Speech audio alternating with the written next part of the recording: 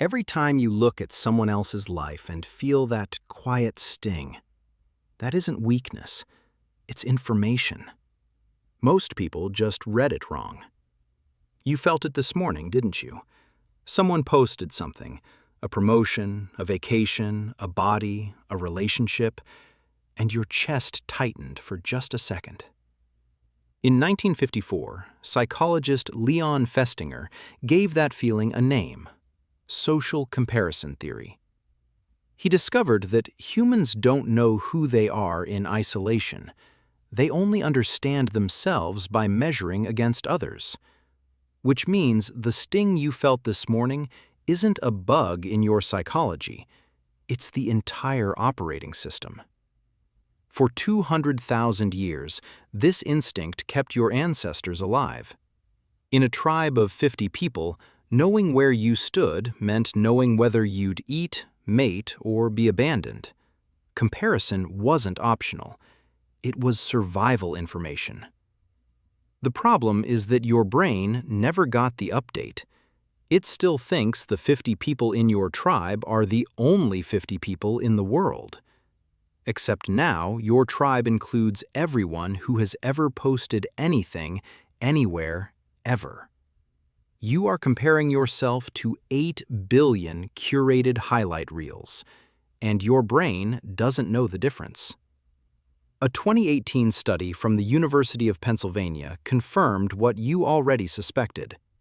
Participants who limited their social media use to 30 minutes a day showed significant decreases in loneliness and depression within 3 weeks. Not because social media is inherently evil, but because it hijacks a system designed for a world that no longer exists. Here's what makes it worse. You don't compare yourself to everyone equally. You compare yourself most intensely to people who are just slightly ahead of you in the exact areas you care about most. A billionaire's yacht doesn't sting. Your coworker's promotion does. A supermodel's face doesn't haunt you. Your friend's new relationship does. Festinger called this the similarity hypothesis. The closer someone is to your own situation, the more their success feels like your failure. Because if they could do it and you haven't, what does that say about you? That's the question your brain won't stop asking. And here's where most people make their first mistake. They think envy is about wanting what someone else has. It's not. Envy is about wanting to be what someone else is.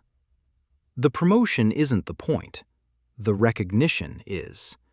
The relationship isn't the point. The feeling of being chosen is. The vacation isn't the point.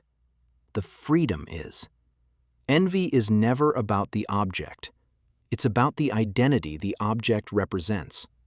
Which means every pang of envy is actually a map.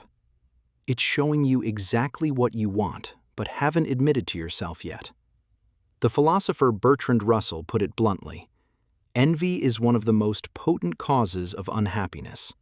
Not because feeling it is wrong, but because most people feel it and then do absolutely nothing useful with it. They scroll, they sting, they scroll again. The loop never closes. But there's a second mistake that's even more dangerous: confusing envy with admiration. They feel similar, but they move in opposite directions. Admiration looks at someone's success and thinks, I could learn from them. Envy looks at the same success and thinks, why them and not me? Admiration is expansive. It makes the world feel bigger. Envy is contractive. It shrinks your focus to what you lack. The test is simple. Does this feeling make you want to build, or does it make you want to tear down? Pure envy never motivates construction, only destruction. Of others, through sabotage or gossip. Of yourself, through self-sabotage and stagnation. You've done it before. Dismissed someone's achievement to make it hurt less. They just got lucky. They knew someone. They probably cheated somehow. Every one of those thoughts is envy dressed in the costume of fairness.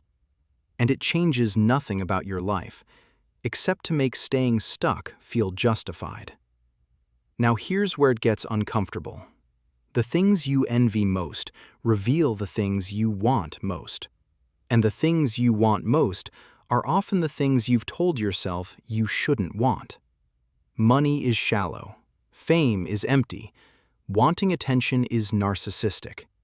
You've built an entire belief system around not wanting what you actually want.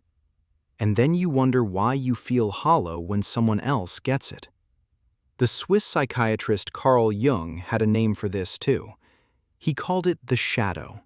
All the parts of yourself you've disowned, but still exist.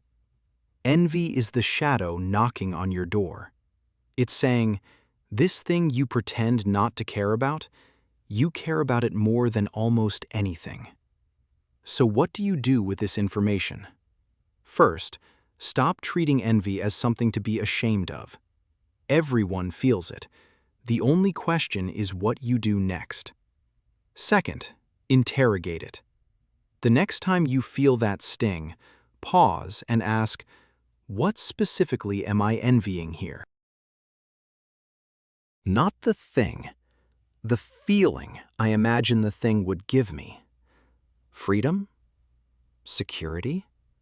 Validation? Significance? Name it.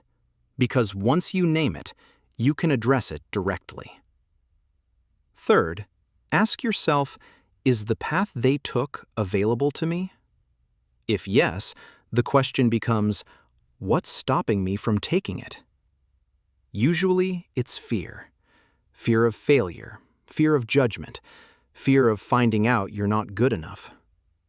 Envy is often just fear with a costume change. It's easier to resent someone's success than to risk your own attempt. Fourth, and this is the part nobody wants to hear, check if you're comparing your inside to their outside.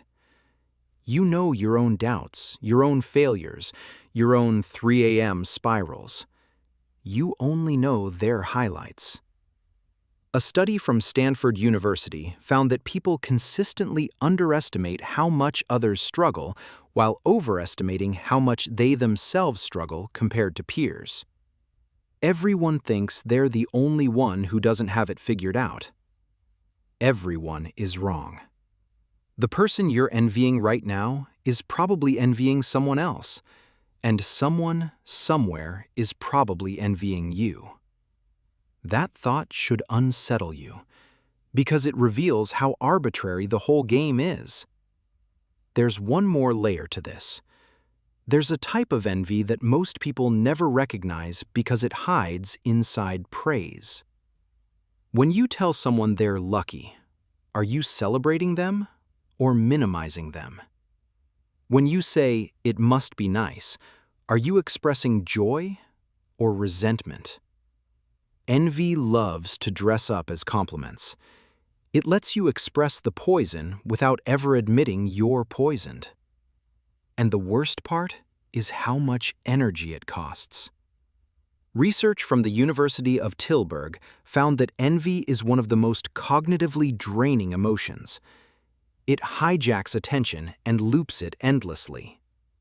Every minute you spend resenting someone else's success is a minute stolen from building your own. And those minutes add up into hours, then years, then a lifetime spent watching others live the life you wanted. So here's the reframe. What if envy isn't your enemy, but a messenger you've been ignoring? What if every pang is a piece of data about who you actually want to become? The writer Robert Greene says, never repress envy. Study it because it speaks to your deepest ambitions. The question isn't how to stop comparing yourself to others. That's impossible. The question is what you do with the information the comparison gives you. Let it poison you, or let it point you towards something real. There's a version of you that already knows what you want. Every flash of envy is that version trying to get your attention. The only question is whether you're willing to listen. Most people go their whole lives never asking what their envy is trying to tell them.